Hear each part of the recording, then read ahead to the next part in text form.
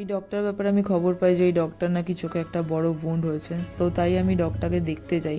গিয়ে আমি ওকে বিস্কিট খাইয়ে কমফোর্টেবল ফিল করানোর চেষ্টা করি। ও আমার হাত থেকে বিস্কিট তো খায়, বাট টাচ করতে অ্যালাউ করছিল না।